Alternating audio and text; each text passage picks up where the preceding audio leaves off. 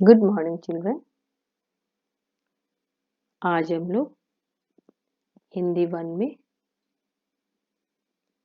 पढ़ेंगे क्रिया। आप लोगों ने इंग्लिश में वर्ब पढ़ा होगा, उसी का यह रूप है क्रिया। क्रिया को इंग्लिश में हम लोग क्या कहते हैं? वर्ब। बच्चों ये बताओ वर्ब है क्या? Doing words. हाँ, जिस शब्द से किसी काम का करना या होना पाया जाए उसे हम लोग क्या कहते हैं हिंदी में? क्रिया। जैसे क्या हुआ? पढ़ना, लिखना, उठना, बैठना, ये सब क्या है? क्रिया है। आइए आज हम लोग इसी के बारे में इस पार्ट में पढ़ेंगे। आप लोग सभी अपने बुक में लेसन 8 पार्ट 8 निकालिएगा। शीर्षक क्या है? क्रिया। यहाँ पर कुछ चित्र दिए गए हैं। चित्र के नीचे लिखा हुआ है सूरज उगा, चिड़िया उठी, मुर्गा बोला, पेड़ हिला। इन चित्रों में आए, उगा, उठी, बोला, हिला आदि शब्द काम का होना या करना बता रहे हैं। जैसे सूरज उगा जो शब्द है, चिड़िया उठी, उठी जो शब्द है, मुर्गा बोला, बोला जो शब्द है, पेड़ हिला, हिला जो शब्द है, ये सब क्या कर किसी काम को बता रहे हैं। तो ऐसे ऐसे शब्दों को ही हम लोग क्या कहते हैं? क्रिया। तो ये ही शब्द क्या कहलाते हैं? क्रिया। तब क्रिया क्या है? जो शब्द काम का करना या होना बताते हैं उन्हें हम क्या कहते हैं? क्रिया कहते हैं। या हम कह सकते हैं जिन शब्दों से किसी काम के करने अथवा होने का बोध हो उसे क्या कहते हैं? क्रिया। जिन शब्दों से किसी काम के करने या होने का बोध हो उसे हम क्या कहते हैं? क्रिया। कुछ काम प्रकृति के द्वारा अपने आप भी होता है। जैसे देखो हवा चल रही है, कुछ काम तो हम लोग खुद करते हैं और कुछ नेचुरल प्रकृति के द्वारा अपने आप होता है। जैसे हवा चल रही है, चल रही क्या है? यहाँ क्रिया है, डूइंग वर्ड्स है। उसी तरह आकाश में तारे चमक रहे हैं, चमक रहे क्या है? क्रिया है। ये क्या होता है? प्रकृति के द्वारा होता है।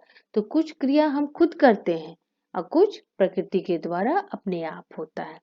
अब आइए जानते हैं पढ़ते हैं क्रिया के भेद। क्रिया के 2 भेद होते हैं। क्रिया के कितने भेद होते हैं? 2 भेद होते हैं। कौन कौन? सकर्मक क्रिया और अकर्मक क्रिया।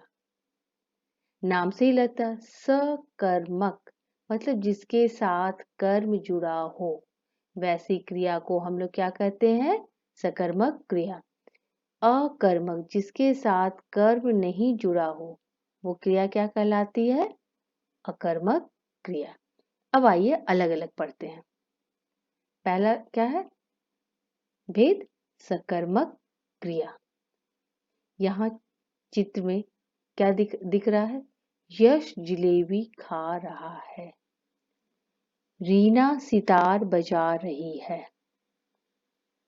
इन दोनों वाक्यों में देखो क्या है? यश क्या है? कर्ता। कर्ता किसको कहते हैं? जो क्रिया कर रहा है। तो यश क्या कर रहा है? जिलेबी खा रहा है। खा रहा क्या है? उसकी क्रिया है, उसका काम है। तो अभी हम लोगों ने क्या बताया? सकर्मक क्रिया में जिसमें कर्म होता है। यश है कर्ता, जिलेबी है उसका कर्म और खा रहा है क्या है? क्रिया। वही बातें देखो यहाँ लिखा हुआ है। कर्ता क्या है? यश। कर्म कौन है? जिलेबी, क्योंकि वो क्या काम कर रहा है? जिलेबी खाने का। और क्रिया क्या है? खा रहा है। तो ऐसे वाक्य ही क्या कहलाते हैं? सकर्मक क्रिया। ऐसी क्रिया को ही हम लोग क्या कहते हैं? सकर्मक क्रिया, जिसमें कर्म साथ हो। उसी तरह दूसरा वाक्य देखिए, रीना सितार बजा रही है। रीना क्या है? कर्ता, क्योंकि क्रिया कौन कर रहा है? रीना कर रही है, इसलिए रीना कर्ता। बजा रही क्या है? उसका क्रिया, उसका वर्क है, वर्ब है। सितार क्या है? उसका कर्म है। तो जिस वाक्य में कर्म हो वो वाक्य क्या कहलाता है? सकर्मक क्रिया। उसी तरह इस वाक्य में कर्ता है रीना, कर्म है सितार तथा क्रिया है बजा रही है। इस तरह अब हम कह सकते हैं जिस क्रिया में कर्म होता है वह सकर्मक क्रिया कहलाती है। सकर्मक क्रिया किसे कहते हैं? जिस क्रिया में कर्म होता है वह सकर्मक क्रिया कहलाती है, मतलब जिस पर क्रिया का फल पड़ता है। साधारण रूप में हम क्या कह सकते हैं? जिस क्रिया में कर्म होता है वह सकर्मक क्रिया कहलाती है। वो क्या कहलाती है? सकर्मक क्रिया कहलाती है। अब आइए दूसरा भेद पढ़ते हैं। दूसरा भेद क्या है? अकर्मक क्रिया। जिस क्रिया में कर्म नहीं हो अकर्मक क्रिया कहलाती है। जैसे देखो, कबूतर उड़ रहे हैं। कबूतर क्या है? कर्ता। उड़ रहे हैं क्या है? क्रिया। लेकिन इसमें क्या है? कोई कर्म नहीं है। तो ऐसी क्रिया क्या कहलाती है? अकर्मक क्रिया। क्या कहलाती है? अकर्मक क्रिया। उसी तरह कबीर नाच रहा है। कबीर क्या है? कर्ता। नाच रहा है क्या है? उसकी क्रिया। तो ऐसी क्रिया क्या कहलाएगी? अकर्मक क्रिया, जिसमें उसका कर्म नहीं है। अतः हम कह सकते हैं, क्या कह सकते हैं? जिस क्रिया में कर्म नहीं होता है वह अकर्मक क्रिया कहलाती है। जिस क्रिया में कर्म नहीं होता है वो क्रिया क्या कहलाती है? वो अकर्मक क्रिया कहलाती है। तो अभी बच्चों हम लोगों ने क्या पढ़ा? क्रिया। क्रिया किसे कहते हैं? जिन शब्दों से किसी काम के करने या होने का पता चले वो क्या कहलाई? क्रिया। जैसे उठना, बैठना, सोना, खाना, ये सब क्या है? क्रिया, जिसको इंग्लिश में हम लोग क्या बोलते हैं? वर्ब। क्रिया के कितने भेद होते हैं? क्रिया के दो भेद होते हैं, सकर्मक क्रिया और अकर्मक क्रिया। सकर्मक क्रिया किसे कहते हैं? जिस क्रिया में कर्म साथ साथ में हो उसे हम लोग क्या कहते हैं? सकर्मक क्रिया। जैसे यश जिलेबी खा रहा है। जिलेबी क्या है? उसका कर्म है, तो वो क्रिया क्या कहलाएगी? सकर्मक क्रिया। अकर्मक क्रिया में क्या है? जिस क्रिया में कर्म नहीं होता है वह अकर्मक क्रिया कहलाती है। जैसे कबूतर उड़ रहे हैं। कबूतर क्या है? करता है। उड़ रहे हैं क्या है? क्रिया। इसमें कोई कर्म नहीं है, तो ऐसी क्रिया क्या कहलाती है? अकर्मक क्रिया। ठीक है।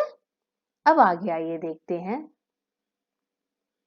क्रिया पर लिंग का और वचन का क्या प्रभाव पड़ता है। अगर क्रिया अगर स्त्रीलिंग है तो उसकी क्रिया भी क्या रहेगी? स्त्रीलिंग रहेगी। अगर शब्द क्या है? पुल्लिंग है तो उसकी क्रिया भी क्या रहेगी? पुल्लिंग रहेगी। अब आइए इसे देखते हैं। क्रिया पर लिंग का प्रभाव। स्त्रीलिंग, पुल्लिंग। लड़की लिखती है। यहाँ पर लड़की क्या है? स्त्रीलिंग है, इसलिए इसकी क्रिया क्या है? लिखती है। वो भी क्या है? स्त्रीलिंग है। यहाँ पर क्या है? लड़का लिखता है। लड़का क्या है? पुल्लिंग है, इसलिए उसकी क्रिया भी क्या है?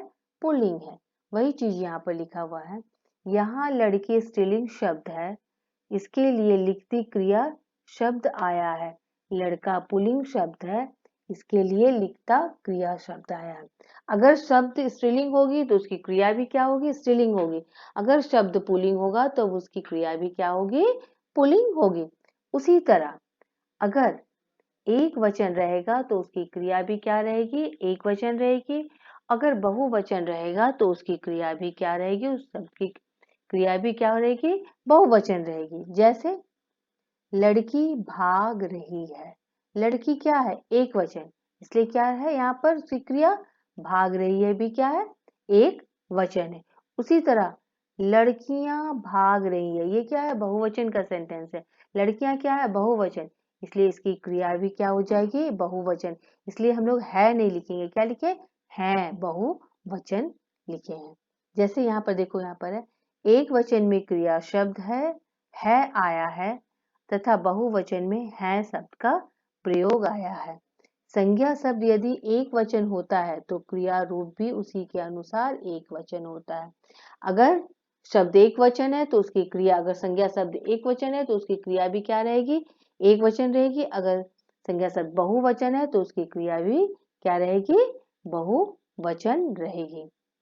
मुझे उम्मीद है बच्चों आप लोगों को क्रिया समझ में आ गया होगा।